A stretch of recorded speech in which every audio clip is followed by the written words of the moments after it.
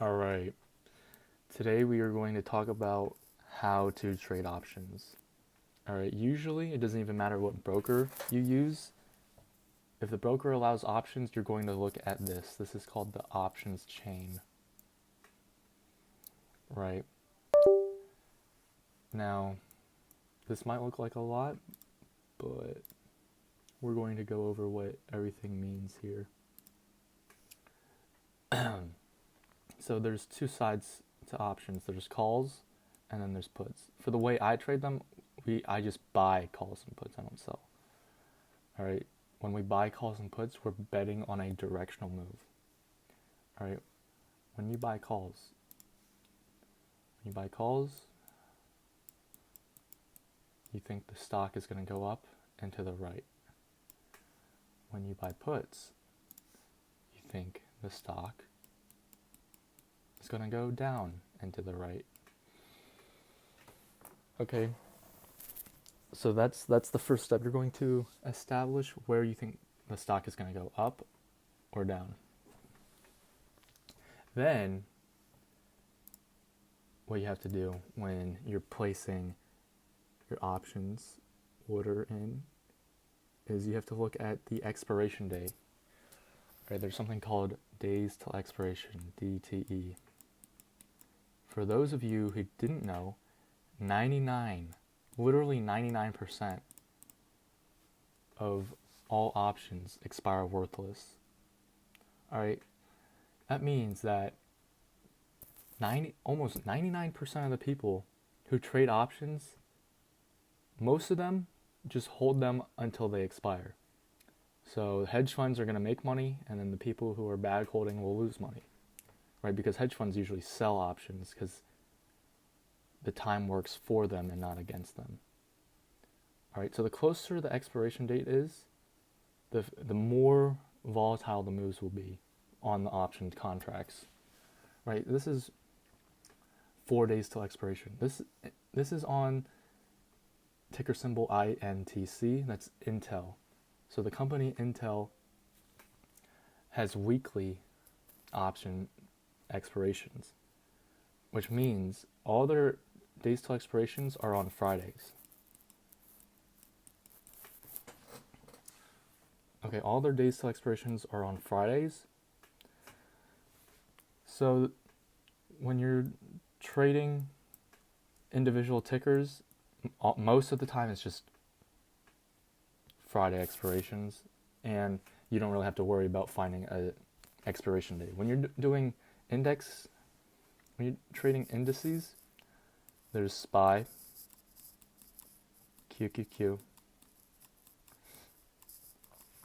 and IWM. They all offer 0 days, which is how you gamble and lose all your money super fast. Okay? Never choose your expiration date as 0 days, especially as a beginner. If these symbols are not above or below the previous day levels, right? So if we have a previous day high and QQQ is above the previous day high, then it would be okay to take 0 days. Usually, what you should do is at least 1 to 2 days out for these tickers. All right, so yeah, that's how you choose your expiration date. You don't really have to do much thinking on it when it comes to an individual name, but when it's for these stock indexes, usually you want to do 1 to 2 days out. So yeah, you establish what side of the move you're going to be on, and then you establish how many days out. All right. Now you have to establish, all right, well, what price am I gonna buy a contract at? So this is at the money. This is what the stock is trading at right now. This is, for the call side, this is in the money. For the put side, this is out the money because it's inverse, right? Usually, what you want to do is you want to pick, let's say I'm betting Intel is going to go up. You want to pick a strike price, okay, This is where you think the stock is going to go. You want to pick one that is a little bit out of the money. All right? These would be okay to choose from. And you see how it says 0.75? That really just means for one contract, it's going to be in between $75 and $77. Okay, because one contract holds 100 shares. This is the price for one share. All right, so notice you're going to have to pay between this price for one contract.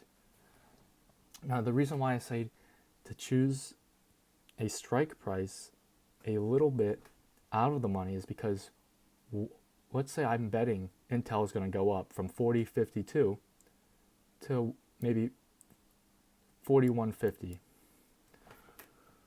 Right? So now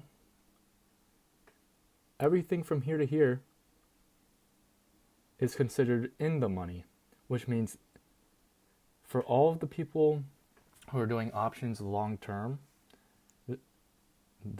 these prices are going to go crazy. Right? So if Intel went from 40.52 to 41.50, if this is in the money, this is probably going to go up a lot more than if you bought contracts here. Okay, contracts explode when they go into the money because they actually don't expire worthless. Only the out of the money contracts expire worthless, but let's say it goes in the money, then people are going to buy it for the right to actually exercise the contract. Meaning it has more intrinsic value to other people because they can buy 100 shares of Intel at a good price to them. All right, so that is how you find what options contract to choose and how to actually buy them. So you just literally you just click on the strike price, and then depending on your broker, you just buy as many contracts that suits your risk tolerance. But yeah, that is how you put in an order for options.